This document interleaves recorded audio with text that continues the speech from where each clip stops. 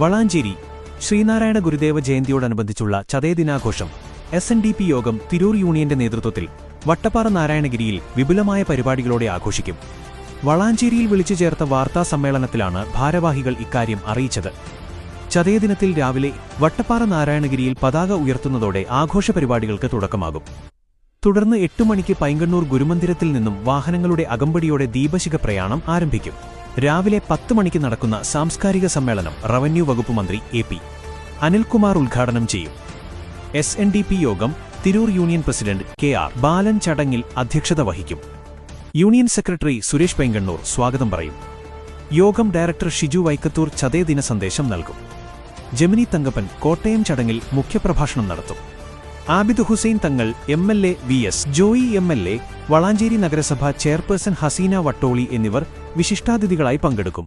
Union കൗൺസിലർമാരായ PP ബാലൻ, ഉണ്ണി തിരുനിലം, വനിതാ സംഘം president EV Madhavi, secretary Bindu Manikandan, U Jayaraj, Raju, Manivasathi Kadampuzha, P Subhash, Satheesan Kakkat, Jithesh Mukkilapeedika, Sundaran Valiyakunnu, AV Venu തുടങ്ങിയവർ ആശംസകൾ അർപ്പിച്ച് സംസാരിക്കും. ഉച്ചയ്ക്ക് 1 മണി മുതൽ പിറന്നാൾ സദ്യയും 2 മണി മുതൽ വിവിധ കലാപരിപാടികളും നടക്കും. കൂടാതെ ഗുരുദേവ ജയന്തിയോടനുബന്ധിച്ച് രാവിലെ പ്രാർത്ഥനയ്ക്ക് ശേഷം വിവിധ ഗെയിംസുകളും പൂക്കള മത്സരവും സംഘടിപ്പിച്ചിട്ടുണ്ട്. മത്സരങ്ങളിൽ പങ്കെടുക്കാൻ ആഗ്രഹിക്കുന്നവർ മുൻകൂട്ടി ഭാരവാഹികളെ വിവരമറിയിക്കണം.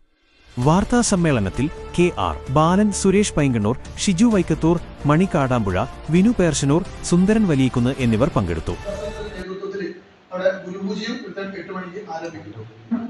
9 മണിയോടെ എത്തിച്ചേർന്നതോടുകൂടി നമ്മൾ രാവിലത്തെ പ്രഭാത ഭക്ഷണമുണ്ട്. അത് കഴിഞ്ഞാൽ കൃത്യം 10 മണിക്ക് തന്നെ സാംസ്കാരിക സമ്മേളനം ആരംഭിക്കും.